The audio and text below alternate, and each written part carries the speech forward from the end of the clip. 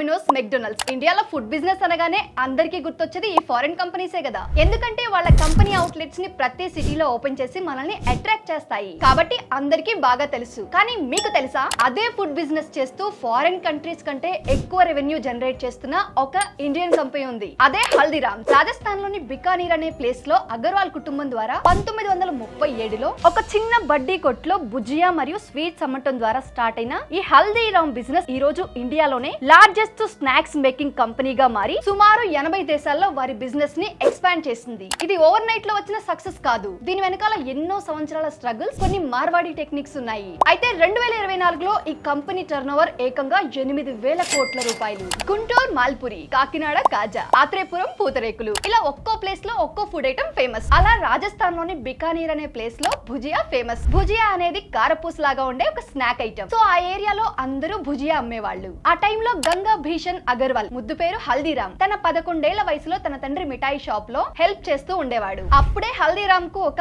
Idea వచ్చింది. ఇక్కడ అందరూ భుజియా అమ్ముతున్నారు, అందరి షాపుల్లోనూ టేస్ట్ ఒకేలా ఉంటుంది, కానీ అందరూ తన దగ్గరకు వచ్చి భుజియా కొనాలి అంటే దాంట్లో ఏదో ఒక డిఫరెన్స్ ఉండాలి అని ఆలోచించి రకరకాల ఎక్స్పెరిమెంట్స్ చేసి చివరికి ఎక్సలెంట్ అండ్ టేస్టీ భుజియాను తయారు చేసి దానికి దంగర్ సేవ్ అనే పేరు పెట్టాడు. అది బికనీర్ రాజు పేరు. సాధారణంగా భుజియా కాస్ట్ కేజీ 20 పైసలు మాత్రమే, కానీ వినూత్నంగా ఆలోచించి కేజీ 50 పైసలకు భుజియాను అమ్మడం స్టార్ట్ చేశాడు. అంటే ప్రీమియం గా మార్చేశాడు. అలా రకరకాల ప్రదేశాల్లో ప్రజల అభిరుచికి తగ్గట్టుగా కొత్త కొత్త ఫుడ్ ఐటమ్స్ ని ఇంట్రడ్యూస్ చేసి హల్దీరామ్స్ అంటే ఓల్డ్ బ్రాండ్ గా నిరూపించారు. ఇలాంటి మరిన్ని ఇంట్రెస్టింగ్ అప్డేట్స్ కోసం ఈ ఛానల్ ని సబ్స్క్రైబ్ చేసుకోండి.